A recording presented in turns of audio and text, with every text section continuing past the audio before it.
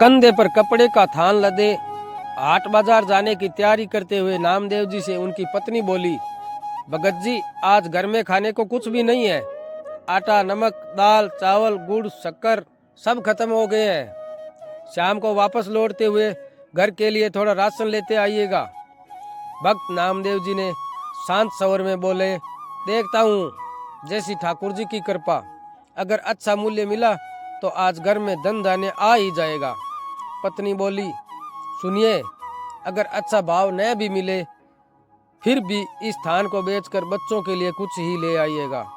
बड़े लोग तो भूख सहन लेंगे, पर छोटे बच्चे, उनके लिए तो कुछ लाना ही पड़ेगा ना।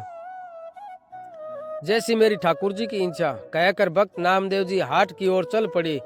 बाजार में किसी ने आवाज लगाई, वाह साईं, कपड़ा तो बड़े प्रेम से बुना है, दया करो, ठंड में ये फकीर कांप कांप कर मर जाएगा।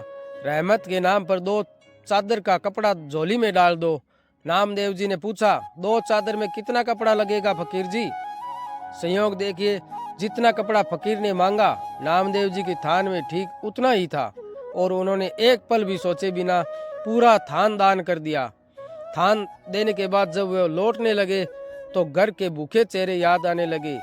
पत्नी के शब्द गूंजने लगे, बच्चों के लिए कुछ लेते आना। अब दाम तो क्या, थान भी दान हो चुका था। नामदेव जी एक पीपल की छांव में बैठ गए और बोले, जैसे मेरी ठाकुर जी की इच्छा। जब सारी सृष्टि की सार संभाल वही करते हैं तो मेरे परिवार की सार संभाल भी वही करेंगे। फिर ठाकुर जी के भजन में लीन हो गए। इधर घर में अचानक झोंपड़ी का दरवाजा खटखटाया गया। पत्नी ने पूछा, बाहर कौन है? आवाज आई, नामदेव जी का घर यही है। हाँ, पर आप कौन? उत्तर मिला, सेवक की क्या पहचान होती है भक्तानी? जैसे नामदेव ठाकुर जी के सेवक, वैसे ही हम नामदेव जी के सेवक। ये राशन का सामान रखवा लो। दरवाजा खोला गया और फिर जो दृश्य शुरू हुआ वह चमत्कार से कम न था। थैले पर थैले, बोरे पर बोरे, इतना सामान कि झोंपड़ी छोटी पड़ने लगी। पत्नी आश्चर्य में, इतना सामान क्या नामदेव जी ने भेजा है?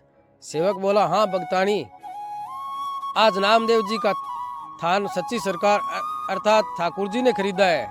नामदेव जितना दे सकते थे दे आए, अब उनकी सरकार अपना सामर्थ्य दिखा रही है। जगह और बताइए, अभी बहुत बाकी है।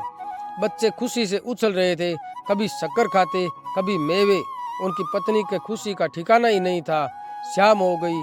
पत्नी बोली, सेवक जी, बाकी सामान संत जी के आने के बाद ले लेना, अभी हमें उन्हें ढूंढने जाना है।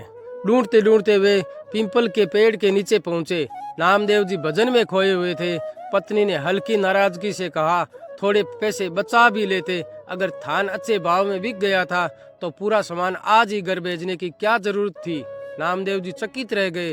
बच्चों के हंसते चेहरे देखकर उन्हें समझ आ गया, मेरे ठाकुर जी ने कोई अद्भुत खेल किया है। वो मुस्कुरा कर बोले, सरकार ही है ऐसी, जब देना शुरू करती है तो लेने वाले थक जाते हैं। उनकी बख्शिश कभी खत्म नहीं होती। वो सच्ची सरकार की तरह सदा कायम रहती है। दोस्तों, अगर कहानी ने आपके मन में भी यह विश्वास जगाया हो कि जब इंसान हाथ खोल कर देता है तो ठाकुर जी दोनों हाथों से लौटाते हैं, तो इस प्रेम और आस्था को आगे बढ़ाइए। कहानी को लाइक कीजिए, दिल से शेयर कीजिए और हमारे चैनल को सब्सक्राइब कर लीजिए, क्योंकि आपके एक छोटे से सहयोग से ऐसी और भक्ति भरी कहानियाँ आप तक पहुँचती रहेगी।